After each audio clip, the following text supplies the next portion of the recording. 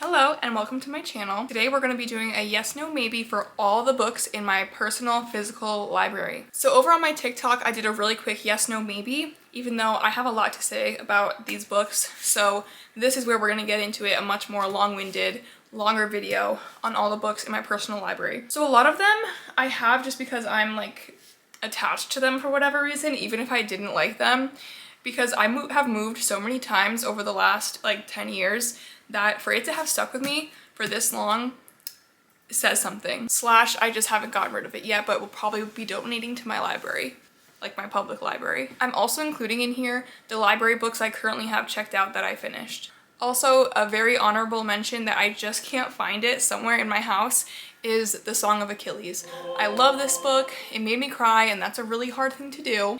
And I even remember after I finished this book, I was looking up Song of Achilles inspired tattoos. It was 2020, okay? If you're wondering what this creature is next to me, it's my little dash hound named Pluto. I don't want to bother him too much, but we'll see if he comes and joins us later. Okay, my personal taste in books is usually mystery, thriller, sometimes horror, because it kind of still falls into the mystery thriller. And then I also like literary fiction, historical fiction. I hardly ever read romance, even though Song of Achilles is like about a romance, but it had other stuff that made it like palatable to me.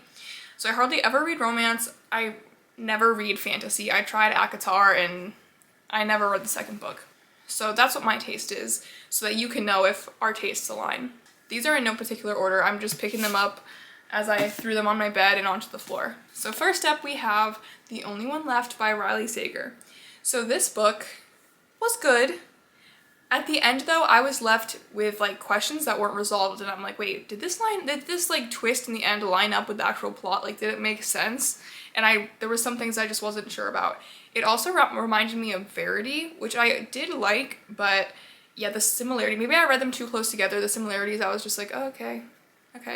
So I love Riley Sager, but not my favorite. The Hacienda. There was things I liked about this book. The priest in it was really mysterious and I wanted to know more about him, but ultimately I ended up DNFing it.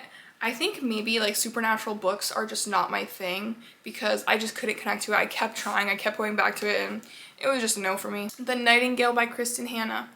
This is a library book, you can see from the shine. This was my first Kristen Hanna book. I finally gave into the hype years after I first found out about her because I know the movie or show with the Dakota sisters, like, wait, no, not Dakota sisters, the Fanning sisters with Dakota Fanning, and I think the sister's name is Elle or Ellie. I know that that's going to be coming out, I think, in the next year. And so I really like to read the book before I see the movie or show. And so this was a really good book. It had my attention. It's a pretty, like, it's like a decent size. I mean, it's pretty normal. Okay, like 438 pages. It definitely had me emotional in some parts. I did not cry my eyes out. I think I teared up at one part at the end. It was good, but unless you want to be sad for 438 pages, I think you can just watch the show. Next we have In the Dream House. So this book is actually like a fun twist on a memoir. Like, I don't even know how to describe it. Like, it has a bunch of different stories in the story. So like, it says dream house as idiom, dream house as warning, dream house as lost in translation. So it's about the author in an abusive relationship, and the dream house is the relationship. I remember thinking it was confusing, but the reason I kept it for this long is because there was a line in this book that was actually so powerful to me that it got me to end my situationship that I was in at the time. Like, I just couldn't forget it after I read it, and so for that reason I kept it all these years. Okay, next is Grief is the Thing with Feathers. Very short read, as you can see. Again, this one, like, it was confusing. I don't know. Just like the other book, like, there was one thing in it that I'm like, oh, that, like, connected with me, but I don't remember what it was. But basically, these two boys and their father, the wife dies, they lose their mom, and so then this, like, crow moves in, and it's, like, helping them through this grief, but I don't know. It's really weird. I probably should try it again. I still have it, and it's really short. I should try it again. Okay, next up is The Lying Game by Ruth Ware. So I think Ruth Ware also wrote, Ruth Ware wrote The Turn of the Key, and I loved that book. And then one of my friends posted on her story, and she's not even a book person, but she posted this saying how much she loved it. So I'm like, okay, I need to read this. And so I got like a couple chapters in, maybe like 50 pages, maybe even, I don't think 100, I think just 50 pages or so. And I kept trying to read this over and over, and I just couldn't get into it. I just like couldn't care. It's about this group of friends. One of them has a daughter, and they're like meeting up again for the first time in years, and there's something like that happened in the past, and so it's getting brought up. And yeah, I don't know, it just fell flat for me. Okay, next up is The 10-Year Affair. Now, why did I pick up this book? I don't know. I saw a review of it on TikTok, and it was just like a spur of the moment. I called my library and they had it, so I picked it up, and I literally didn't even make it 20 pages in. It's about this mom and a dad, different families. They meet up at a baby class and they start having an affair, or I think they're thinking about having an affair. And so it's like two different realities of like if they actually followed through with the affair and if they didn't. I hope I'm explaining that correctly, because I obviously didn't even read it. I got not even 20 pages in before I was like, no. It's just a lot of complaining about motherhood, marriage, and like that's fine if you connect with that story, but I just didn't. I just don't like reading things like that. I just find it negative, and like, why consume negative things? Okay, next is The Year of Magical Thinking. This is a memoir of Joan Didion, and it's about the year that she loses both her daughter and her husband. And so I saw so many good reviews for this book. I hate to say this because this is like her life, but I was just so incredibly bored. I kept waiting for like something profound, for something, and I just couldn't. Next up is I Was a Teenage Slasher by Stephen Graham Jones. So this book I picked up because I read one book by Stephen Graham Jones. I'll put it here because I can't remember the name of it. Because the YouTube creator Books and Lala, I love her videos, and she loves this author, and I have just come to the conclusion that even though I love Lala and I love her videos, we do not have the same taste at all, because this book was so similar to that other book that I can't remember the name of, and you can tell, like, you clearly can tell it's written by the same person. So I know since she loved that other book, it totally makes sense why she loved this.